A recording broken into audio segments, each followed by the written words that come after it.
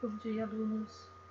Hoje estaremos iniciando a nossa aula de ciências, a nossa terceira aula de ciências na Escola Educate. Vamos dar a continuidade ao nosso conteúdo de misturas heterogêneas, só que agora hoje a gente vai saber como que pode ocorrer essa separação dessas misturas heterogêneas, Então, o pessoal aqui é a terceira aula de ciências do sexto ano, segundo trimestre, e é a professora Ariane que vai estar falando com vocês hoje.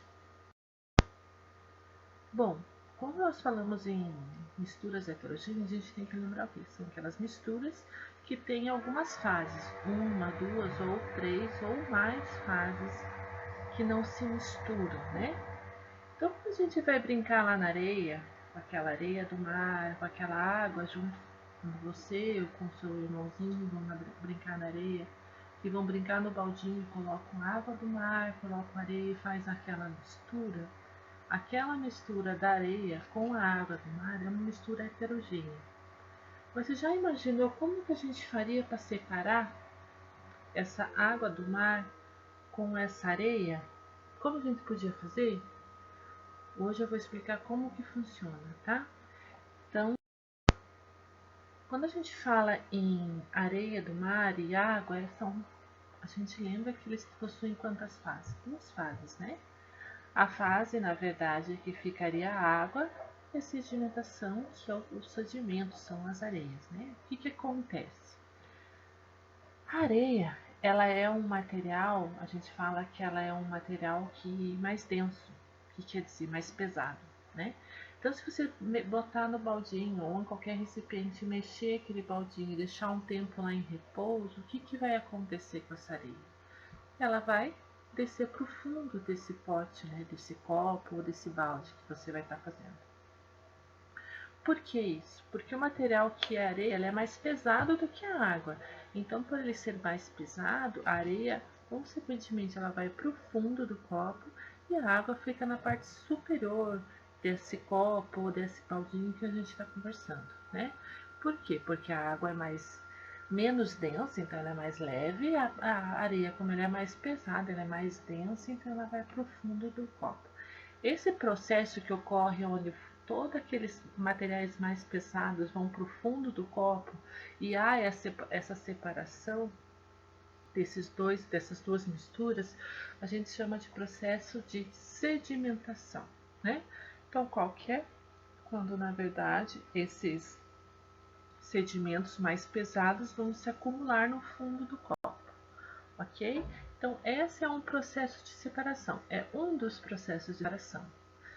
A gente tem um outro processo de separação dessas misturas, na verdade, que a gente chama que é o processo de decantação. O que é?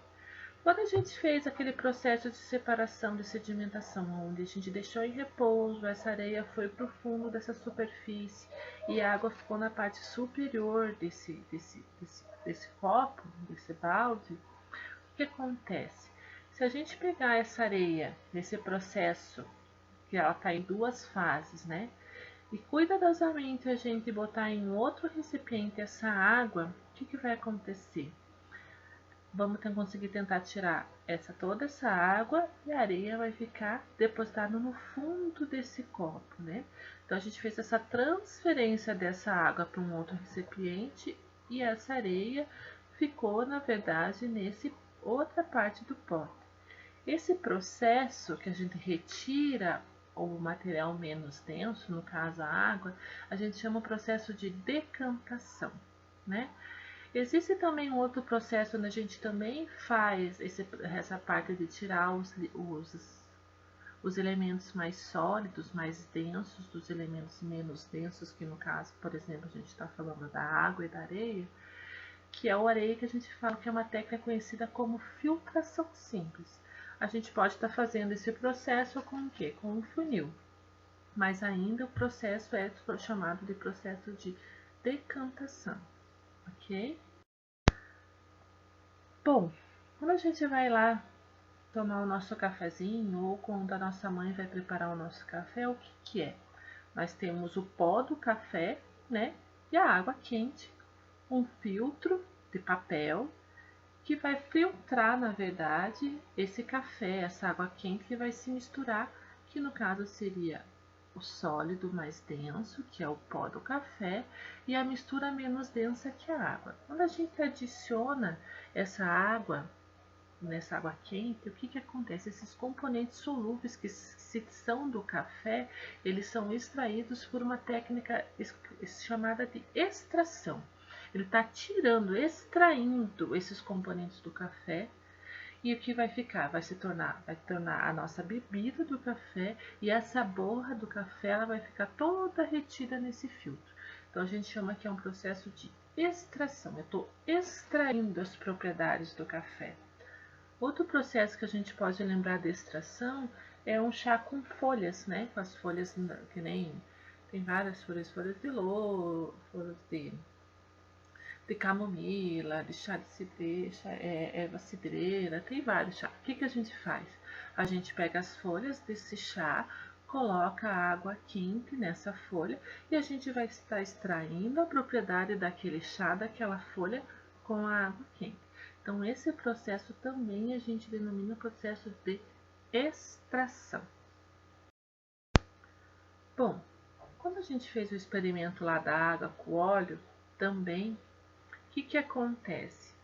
O óleo fica na parte de cima e a água fica na parte de baixo, né? A gente vai determinar um período de repouso também e vai haver essa separação de uma mistura heterogênea. Quando a separação não é mais sólido e líquido, e sim líquido e líquido, como o óleo e a água, a gente chama que é um processo de decantação. A gente tem um processo que a gente chama de funil de bromo, que é essa imagem que eu estou mostrando para vocês, que a gente consegue separar essa água desse óleo, né? O que que acontece? Eu tenho uma pera aqui, um funil de bromo, que a gente chama. A gente tem aqui um suporte universal que vai segurar esse funil de bromo. Nós temos aqui esse funil, ela vai ter uma torneira e no recipiente de baixo um copo, um becker. Quando a gente abre essa torneira aqui, que fica na verdade na parte, como o óleo ele é mais denso, né? Ele vai ficar na verdade na parte de cima e a água na parte de baixo. Quando a gente abre essa torneira, a gente consegue na verdade fazer com que toda essa água que não está com contato do óleo consegue filtrar ela e passar por essa torneira. Como o óleo ele é mais grosso, ele não vai conseguir passar. Então, como a gente vai tirar esse óleo? Depois que sair toda essa água e for para esse outro recipiente e fazer essa parte de funil, dessa decantação, a gente pode retirar esse óleo desse recipiente, desse funil, pela parte de cima, tá? Então, esse processo é de decantação, tá? Só para vocês entenderem, que é o processo de líquido e líquido, né? Bom, a gente tem um outro processo que é um processo de catação, né? Algumas misturas de sólidos que apresentam os componentes de diferentes tamanhos, né? Então, eles podem realmente ser separados manualmente. Exemplo delas são a nossa, quando a nossa mãe vai fazer um feijão, ela faz uma catação. Ela vai escolher os grãos que estão bons, separar dos grãos que não estão bons. Então, ela está fazendo um processo de catação. Outro exemplo que a gente pode citar também é a coleta seletiva de alguns objetos aí recicláveis, né, que a gente tem aí. Então, eles conseguem fazer a separação desses tipos de lixo não recicláveis que a gente chama. Então, esse processo que a gente consegue retirar com a mão e com processos mais sólidos, mais grandes, que a gente consegue identificar diferentes tamanhos ou cores, a gente denomina de processo de catação. Bom, a gente tem um outro processo que é o processo de peneiração. Então, isso aqui a gente já é bem mais fácil a gente lembrar, que a gente lembra de uma peneira, né? Com o auxílio de uma peneira, a gente vai conseguir separar sólidos também de diferentes tamanhos. Esse processo é o processo de peneiração, né? Quando a gente fala em, por exemplo, em construção civil, né? A gente precisa de uma areia mais fina. Então, o que que eles fazem? Eles separam os grãos maiores dos grãos menores, né? Então, quando eles fazem a peneiração, as pedras maiores, os sedimentos maiores ficam na peneira. E os mais finos a gente consegue fazer uma massa melhor. Então, o processo de peneiração é usado em vários processos aí.